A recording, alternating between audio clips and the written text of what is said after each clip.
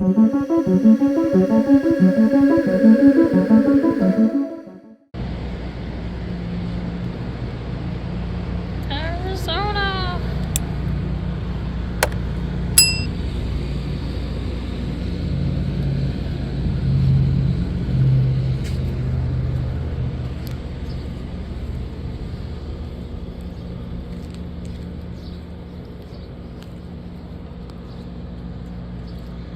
Just what I want to see when I'm going to the bathroom. What the heck?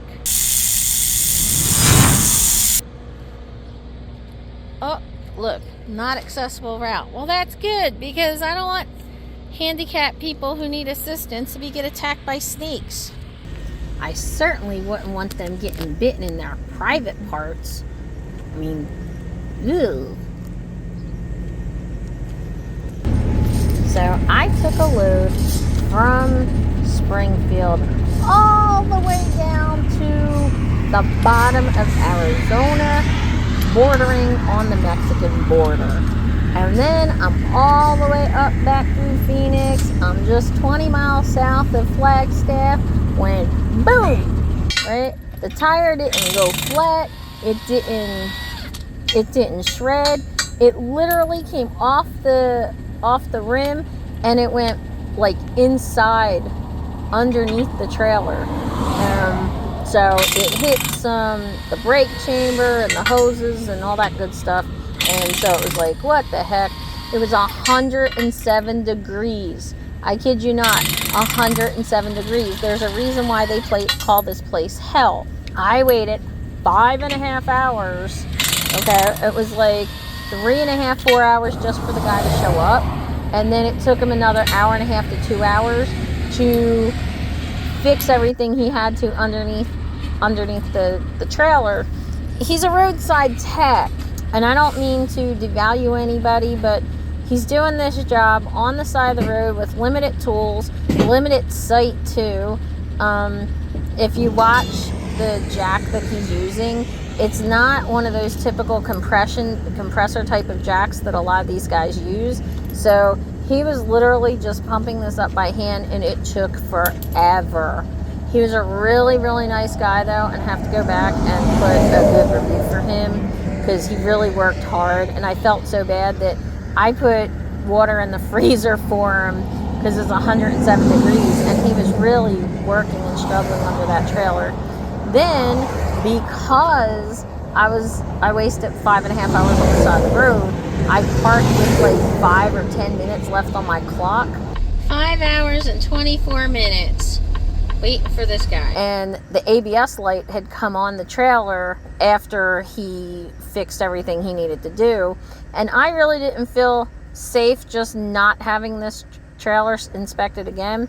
So I told dispatch I wanted to get it up to our terminal in Salt Lake City, but I was just going to keep an eye on it and see if I start losing air and see what happens. So this is the kind of stuff that happens that you can't plan for, and you have to be able to adapt. You have to be able to problem solve.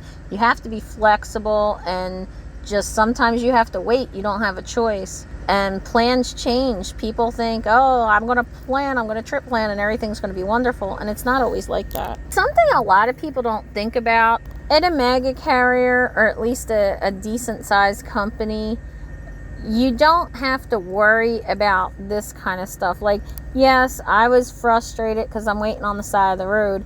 And by the way, that's as far off of the road I could get. Okay, there was actually a drop off the shoulder where the asphalt dropped down. If I would have moved any further in to get him in a safer spot to be able to do this, I probably would have rolled the whole truck and trailer.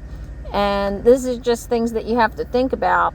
If you're an owner op and you're on the shoulder of the road like that, and you don't have, like we have at mega carriers, road assist people, if you don't have that kind of opportunity, then you have to be on the phone calling the different tow truck companies and try to compare their prices and calling for different tires and comparing their prices. And like, I had a friend that he spent 4 hours just calling around to different shops to try to get prices.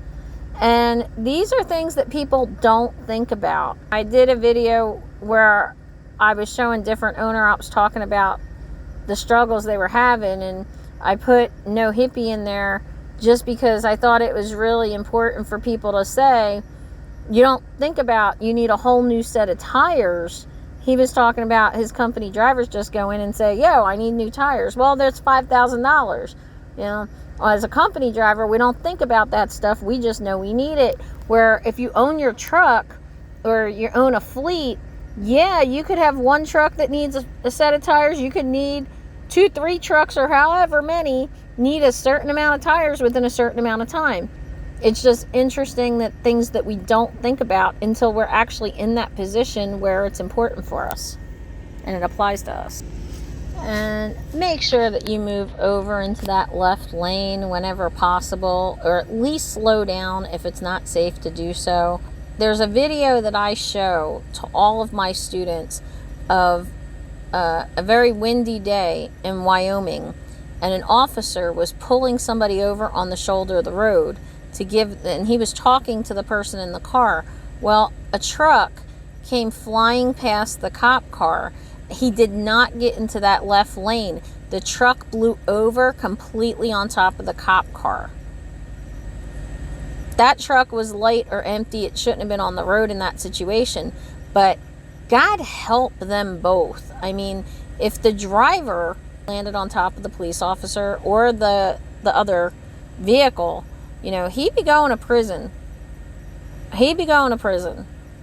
And one or possibly more people would be dead, and there'd be kids missing their parents that day.